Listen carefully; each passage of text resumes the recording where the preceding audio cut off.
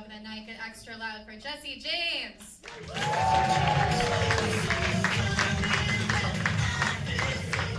What's going on, secret group? Yeah! I know what you're thinking. If I'm up here, who's bullying high schoolers in 80s movies about vampires? I look like the assistant manager of a Hot Topic. Like I couldn't even get the main gig. Just waiting to inherit it from my dad when he retires. You guys doing all right tonight? What if I just sat up here for 15 minutes asking how y'all were doing all night? Would that be a fun bit? I had to make an appointment to get my son tested for autism. That's not the funny part. Why are you laughing at the setup? I had to make an appointment to get my son tested for autism. Do you, again? Do you know how expensive this is gonna be if he has autism? You can't even look me in the eye. You might need to be get tested for autism. Hold it in this time. Let me get through the setup. I had to make an appointment to get my son tested for autism. Do you know how bad of a dad I'm gonna feel like if he doesn't have autism? If I've just been judging this kid, like, he's obsessed with trains and counting, right? But the way he looks at animals makes me so nervous, y'all. And not like Jeffrey Dahmer nervous, but like Lenny of Mice and Men nervous. He gets so excited when he sees animals and he wants to squeeze them so tight. We never should have got him a cat for his birthday. Yeah, R.I.P. Snuffles. That's actually how I found out he's my real son, is because he crushes pussy just like his old man. Thank you for wooing that. Anybody else got kids in here? How many babies you got? 3. 3? How old are they? 5, 10, and 15. Holy shit, what'd they do for you for your birthday? They cook for me. They cooked for you, she cooked for you, and said that they cooked for you for your birthday? Well. They cooked for you for your birthday. See, a lot of y'all know, how was the food? Awesome. It was awesome? Let me tell you guys something. A lot of y'all don't know this because you don't have kids, but one of the hardest parts about being a parent is pretending to be proud of your children. You got a good breakfast for your birthday. Can I tell you what I got for my birthday? I woke up at 6 o'clock in the fucking morning with the world's shittiest breakfast you've ever seen in your life. They made a dozen eggs and a pound of bacon. That means they looked in the fridge, they saw all the food in there, and they go, yeah, that's about what he eats. And they're not wrong, but here's the problem. They made a dozen shitty eggs. They made every one of them wrong. That means they made one shitty egg, yeah? They looked at it and they went, fuck yeah. That's the one. Run it back 11 more times. They made a hard-boiled egg, they made a soft-boiled egg, they made a reverse-boiled egg. You know what that is? It's when the eggshell's in the middle of the fucking yolk. This is why I don't think you should have to keep the first kids that you have. Imagine if you married the first person you ever fucked. Oh, right? Yeah, gross, right? That's how I feel about my children. When I had kids, I had no idea what I was looking for in kids. No idea. But now that I've got to know them, I think I can do better, y'all. I think I can find some kids I'm a lot more compatible with that don't cry like a bitch every time they get curb stopped. In Monopoly, you're autistic. You should be able to count better than this, Gabriel. That should be the test right there. If you lose to someone as retarded as me in Monopoly, you are not autistic. Gabriel, yeah, Gabriel. You want his last name too and where he goes to school? Because I'm not that fond of him. You can go get him right now. He's in the trunk. Kidding, he's in the back seat. Windows are up, AC's on. It's hot, we're in Houston. My kids are embarrassing. Man, I started taking my daughter to gymnastics. It's like a thing we do every week. And I got her this unicorn leotard that she looks adorable in. You should see me in my matching unicorn leotard. And she got excited, and she went to gymnastics to show her best friend, and her best friend's mom is from Beijing. And her best friend's mom walked up to my daughter and looked at her, and she said, "Oh, what a beautiful leotard."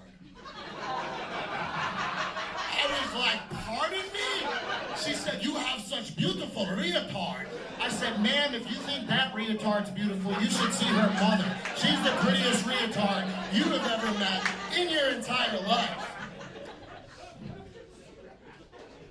My wife makes me nervous around animals too, but definitely like Jeffrey Dahmer, nervous. I came home the other day and she had a dead mouse in the mousetrap in the kitchen. What do you do with a dead mouse in a mousetrap? Throw it away. You throw it away. I went to throw it away, and I picked it up, and she said, don't. Stop. I want to send a message to all the other mice in the house. I'm like, you fucking what? To who? I married Joseph Goebbels, y'all. We are having Mauschwitz in our house right now. I'm scared I'm gonna come home and there's gonna be a mouse crucified on my front porch step. Or like little tiny toothpicks all through the front yard with little tiny mouse heads on them.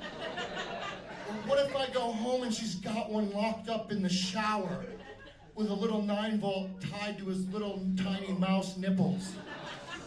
And she's like, talk, tell me where the rest are and I'll give you a quick death. And the mouse is like, squeak, squeak, squeak. They don't speak English, they're mice. That's silly. She scares me. I started fucking my wife in my tennis shoes. Anyone else? Is anyone else in here fucking my wife in my tennis shoes? I know you're in here somewhere. I want you to look around for a pair of size 12 Nike Air Jordans with the word Pussy Crusher airbrushed on the side of them. Let me see those kicks, dog. That is, no, sir. You can't crush pussy in those. You can maybe crush some taxes in those. Crush up mowing a lawn. You think you can fuck somebody in those shoes? Gun to your head, you think you can fuck somebody in those shoes? You seem pretty confident. You want to try it out? You want to hop on the pole, big dog? Look like a chihuahua fucking a pit bull. You think you could ride in 8 seconds? Chance. I started fucking my... Are you picturing it right now? I started fucking my wife in my Jordans because I want to give her champion dick. And the other day I told her, baby, go get the shoes. And she came back with the Jordans, but it had been a crazy long day, and I didn't have championship dick for her that night. So I told her to go back and get the Pippins in case I quit halfway through and start crying. Actually, get the Hardens in case I abandon you and the kids for a better squad. I don't ever fuck her in my Astro shoes, though, because I don't want her to think I'm a cheating loser. Sometimes I fuck her in my Reebok Sandy Hooks if I'm going to shoot a few kids inside of her. It's not real shoes, guys. It's my Converse Columbines. You like the school shooting joke better than the Astros joke? Alright, cool. Do you think that school shootings in Texas are like a lottery for women who couldn't get the abortion? Hold on. Some of you don't have kids, so you don't know this, but there's at least one parent who got that phone call, and they're like, let it be Rebecca. Let it be Rebecca. Let it be Rebecca. I don't have a favorite child, but if there's a school shooting, I know which one I'm going to ask about first.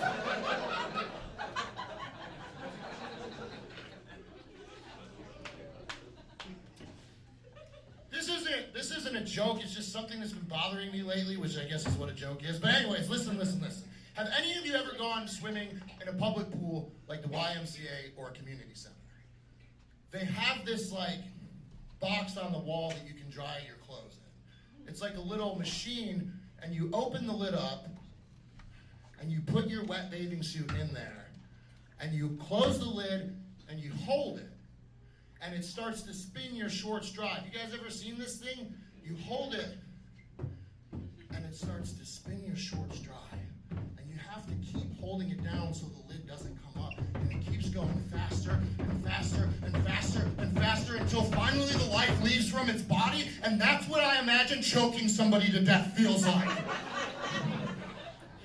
And whenever I'm finished, I'm scared that like there's gonna be a kid standing there watching what I've just done. And I'm gonna have to be like, I swear to God, these shorts were dry when I came in here. That's silly. I I went to see my dad recently in Buffalo, New York. Y'all know Buffalo, New York? Woo! One guy, that's too many people cheering for Buffalo, New York. I went to go visit him, and he's an interesting dude. He has this huge military wall in his house, memorial to the military. Never served a day in his life, just a huge fan of their work. Just a big fan of their work. I was already weird enough, but it got a little weirder on September 12th, 2001. Yeah. Anyone remember what happened the day before? No. Well, sir, George Bush and Dick Cheney got together and came up with a plan because they were having insurance fraud issues at the World Trade Center and they couldn't pay their bills for the city of New York, okay? So they got a couple of Muslim... No, listen. All you need to know for the bit is a lot of dead people. So September 12, 2001, my dad got the front page of the New York Times, which said September 11, 2001, never forget, and it had the name of all 5,000 victims of the September 11th attack. He put it up on the wall. And then like 6 or 7 months later, we got Osama bin Laden. Do you remember that? Went and hunted him out of a cave? Not us personally, but you know, the SEALs got him. And so my dad went and got that page from the New York Times and put it on the wall next to September 11th one. And he got drunk to celebrate. And he went to write adios assholes on the Osama bin Laden paper, but he got a little too drunk, and he wrote it on the never forget poster. And you can't get another copy of that newspaper. So now on his wall, it says, September 11th, 2001, never forget the name of all 5,000 victims of the September 11th attacks. Adios, assholes. All right, I got one last thing for you.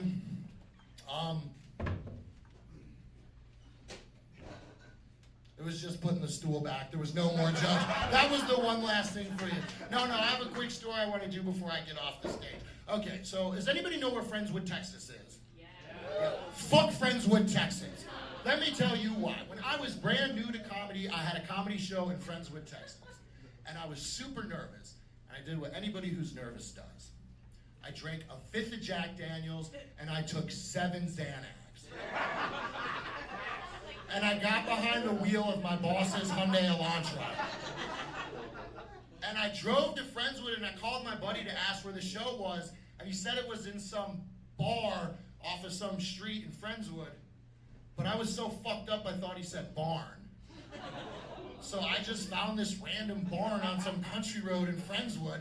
I pulled up drunk as shit, and this old redneck comes out in his long johns and said, "Can I help you, son?" I said, "Yeah, I'm here for the show in your barn."